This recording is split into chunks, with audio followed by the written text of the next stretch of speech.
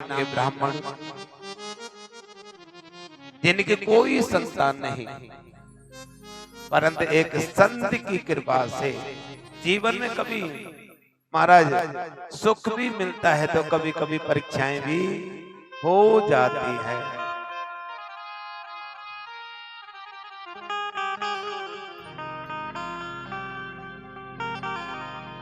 राधे राधे। मैं निवेदन करूंगा समिति के कोई भी सदस्य कोई भी एक्टिविटी अगर गद्दी तक करें तो वो कृपया एक बार यहाँ से होकर के निकले।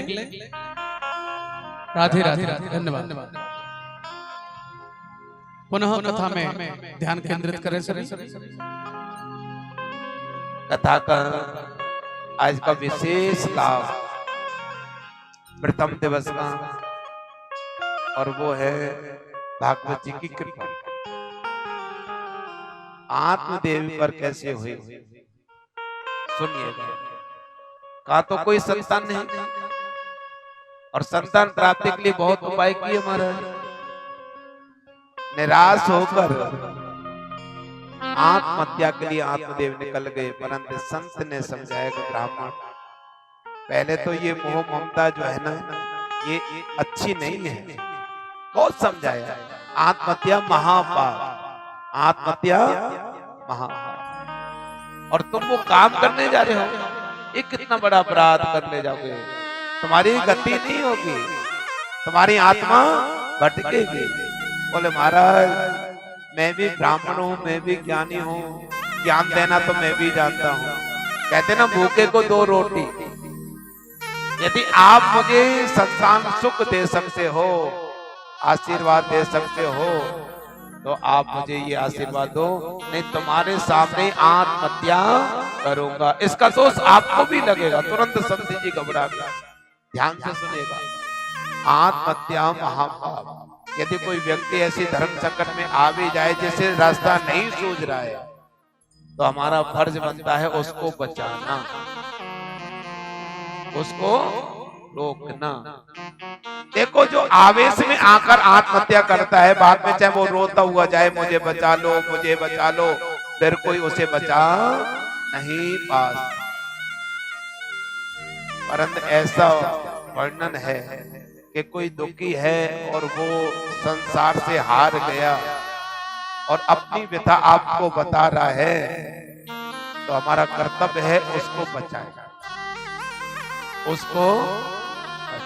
यदि हम नहीं रोक सकते ना, तो उतना ही पाप के अधिकारी हम भी होते महाराज। इसलिए ब्राह्मण को संत समझा रहे हैं, परंतु आज ब्राह्मण अपनी जिद पर आ गया। महाराज मैं भी ब्राह्मण हूँ, मैं भी ज्ञानी हूँ, मुझे भी पता है क्या होना है क्या नहीं होगा, परंतु अब मेरा मन संसार से उठ चुका।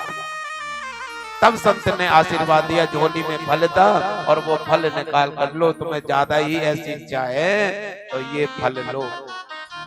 अपनी तपस्या के प्रभाव से फल को अभिमंत्रित करके और उसकी झोली में डाला। लो ये भगवान कृपा करे, ये पत्नी को फल खिलाना और कहना वो सत्य का आचरण करे, संतों की सेवा करे, गौ सेवा करे। देखो घर में यदि हम उत्सव चाहते हैं ना, घर में यदि हम बधाई चाहते हैं ना, घर में यदि मांगलिक उत्सव मनाना चाहते हैं, तो सबसे सच्ची सेवा है गौ सेवा,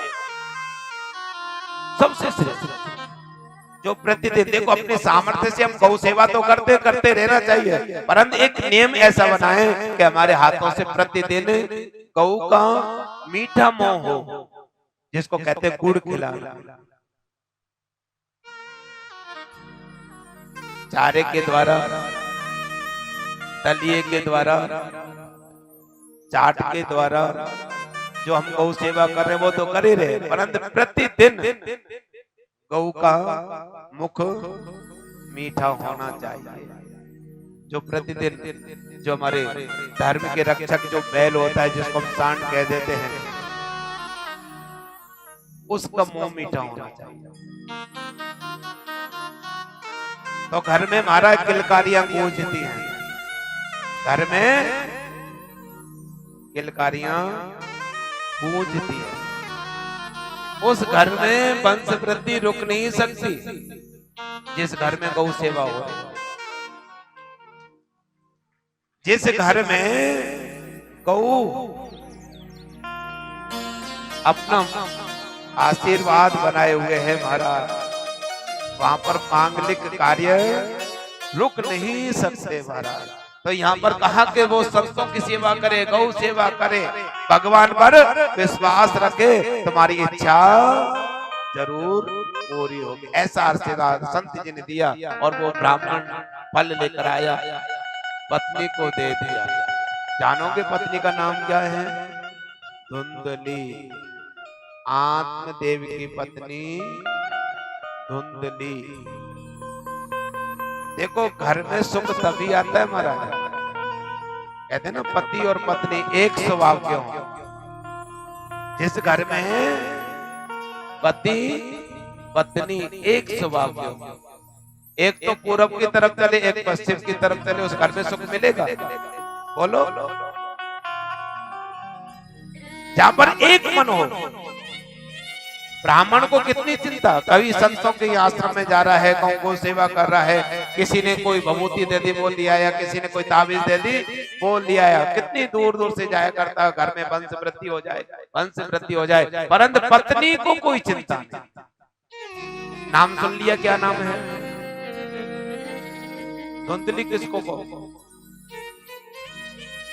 धुंधली कौन? जिसकी बुद्धि पर धुंध छा जाए। धुंध को जानते हो ना, सर्दियों में जो पड़ता है कोहरा, है ना? अब जब सामने धुंध पड़ रही हो, रास्ता सामने दिखता है, उसको कोई अच्छा रास्ता दिखा ही नहीं महाराज। जो हर समय उल्टा ही सोचे उसको धुंधली कहते हैं महाराज। राधे राधे। और देखो घर में सबसे बड़ी जिम्मेदारी मात्र शक्ति को होती है, बुरा मत मानना। यहाँ पर धुंधली की कथा से सुनकर सावधान होना। पति को कितनी चिंता, परंतु पत्नी को कोई चिंता नहीं। पति के डर के मारे फल तो ले लिया, परंतु फल खाया नहीं। और उल्टा पति को पता नहीं क्या क्या कह रहे हैं, ये देखो ये तो पागल हो गया, ये तो कभी कहीं से ताबीज लाता है, कहीं से धागा लाता है, कहीं से भभूति लाता है, पता नहीं आज कौन संत मिल गया उसने फल दे दिया। क्या फल खाने से संतान होगी? फल का मजाक भी कर रही है, फल खाया भी नहीं, फल को देखकर डर भी रही है कि मान लो इस फल में ही यदि कोई ताकत हुई, कोई चमत्कार हुआ और यदि मैंने फल खा लिया तो क्या होगा। अब क्या होगा वो सोच रही है, परंतु क्या में भी उल्टा ही सोच रही है, सीधा नहीं सोच रही। फल खा लिया तो उधर बढ़ जाएगा, भूख प्यास कमजोर हो जाएगी, उठने बैठने में कष्ट होगा और मेरी स्थिति तो ऐसी हो जाएगी मान लो पड़ोस में आग लग गई, मैं तो भाग भी नहीं सकती। बोलो राधे राधे। और मैंने तो सुना है सुखदेव जी महाराज तो 12 वर्ष तक मां के पेट में ही बैठे रहे थे। कहीं सुखदेव जी की तरह कोई बैठ गया तो? ये किसकी व्यथा सुना रहे हैं हम बताओ? धुंधली की। तो बोलो बोलो राधे राधे, धीरे से बोलो राधे राधे। और फिर प्रसव पीड़ा के बारे में सोचने लगे कि मैंने सुना है कि माँ प्रसव पीड़ा तो माँ का दूसरा ही जन्म माना जाता है। ये तो भगवान की बड़ी कृपा होती है जो राजी खुशी से प्रसव हो जाए। और मान लो हो गया और संतान हो जाए, अब देखो मांगने वालों की भीड़ लग जाती है, खिलाओ रसगुल्ले।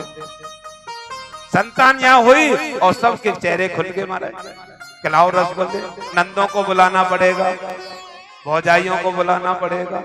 हमने धीरे धीरे जो धन जोड़ा था ना वो सब बर्बाद हो गया। जैसे मान लो बच्चा क्या हुआ, जैसे सबकी लॉटरी खुल गई और फिर बच्चे की पालना करने में कितना दुख, अब उसको सारा दुख ही दुख नजर, कोई सुख नजर नहीं आया। अब ऐसे विचार जिस स्त्री के हों, क्या उस घर में किलकारी गूंजेगी? क्या उस घर में खुशियां आएंगी? जिसके विचार ही शुद्ध ना हो। तो फल खाया नहीं, फल आले में रख दिया। पति ने पूछा फल खा लिया? बोले हाँ खा लिया। अब मन में डर कि फल खाया नहीं, एक ना एक दिन ये चोरी, तब क्या क्या।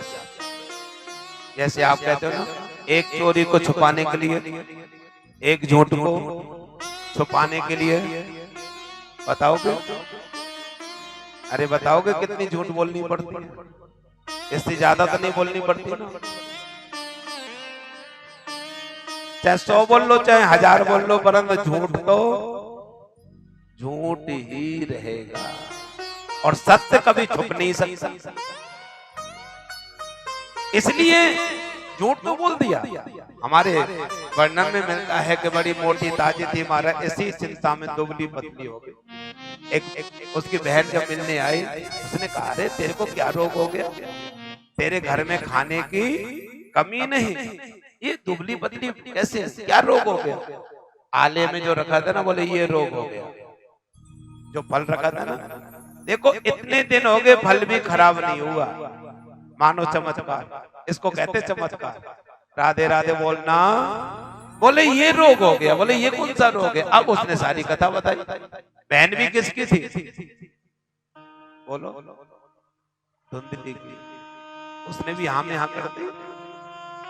अब वो मौके का फायदा उठाने के लिए क्या बोली? देख बहन, अब मैं तुझे बताऊं, तेरी जो समस्या है वो मैं जान गई, परंतु भगवान की विडंबना तो देखो। तेरे घर में खाने को बहुत है, परंतु खाने वाला, और मेरे घर को देखो, खाने वाले बहुत हैं खाने को, और अब भी मुझे संतान हो, और तुझे तेरे पति को कहते ना संतान सुख चाहिए, तो तेरे पति की ये इच्छा मैं पूरी कर सकती हूँ। बोले कैसे? बोले ये जो संतान होगी ना, मैं तुझे दे दूंगा, और रही पालना करने में दुख, वो मैं स्वयं आकर पालना भी कर जाऊंगा। इसके बदले में मुझे आप धन दे देना। तो दोनों बहनों की बात। बोले इस फल का क्या करें? बोले हाँ, इस फल के बारे में भी पता चल जाएगा। देखो तुम्हारे घर में बच्ची आए ना, कई सालों की होगी, उसने प्रसव धारण नहीं किया, ये बच्ची आपको खिला। तो फल किसको खिलाया गया? गाय। संतों का आशीर्वाद का फल गाय। और घर में चमत्कार देखो, कहां तो कोई संतान नहीं, और संतानों का जो रिश्तेदार समाचार सुनता है तो दो संतानों का समाचार। स्वयं के भी संतान हुई है, और गाय ने भी पुत्र दिया है। कान गौ के समान, शरीर मानव के समान। और तुम्हारा जो भी आवे सब बधाई, बधाई हो, बधाई हो, बधाई हो। गोकर्ण है पंडितो ज्ञानी, धुंधकारे महान खल। एक तो संत के द्वारा घर में संतान की प्राप्ति, और एक छल कपट के द्वारा। दोनों में अंतर होगा कि नहीं होगा? देखो हम कोई भी मकान बनाना चाहे, 1 मंजिला हो, 10 मंजिला हो, 20 मंजिला हो, वो मकान कब मजबूत माना जाता है? उसकी नींव जितनी मजबूत, उसकी नींव जितनी मजबूत, और नींव में छल कपट हो, वो मकान ज्यादा दिन टिकेगा? सुनिएगा, संतों के द्वारा जो छोटा, जो गाय ने 1 महीने बाद पुत्र दिया, छोटा है गोकर्ण, परंतु उसमें सदाचार सद्गुण आते हैं, और एक जो दुर्गुण, लड़ाई झगड़ा करना, बच्चों के साथ में बड़ों का अपमान करना, मांस मंत्र आदि का, परस्त्री गमन आदि करना, जो भी दोष होते वो सब उसके अंदर। और घर में इसी वजह से रोज लड़ाई हो, हमारा कलेश हो। पिता सम्मानीय थे, अब तो वो मौत खाने लायक नहीं रहे महाराज, घर से बाहर ही नहीं निकलते थे आत्मदेव। इससे सोचा कि मर जाना अच्छा। बहुत दुखित हो गए महाराज, रोते हुए घर से कदम बढ़ाया मरने के लिए, मरने के लिए। परंतु देखो घर में रोज लड़ाई होती थी, परंतु गोकर्ण किसी के बीच में नहीं बोलते। क्यों? इधर पिता है, इधर बड़ा भाई है। बताओ, नाता तो छोटा हो गया, परंतु घर में रोज कलेश होता है। आज पता नहीं क्यों पिता जब घर से रोते हुए जा रहे हैं ना, सामने से गोकर्ण जी आ रहे हैं, पिता के आंखों में जब आंसू देखे, गोकर्ण जी जान गए कि आज कोई बहुत बड़ा कलेश घर में हुआ है। इसलिए पिता के चरणों में गोकर्ण बैठ गए, प्रार्थना के रूप में जो ज्ञान दिया है। बोलो राधे राधे।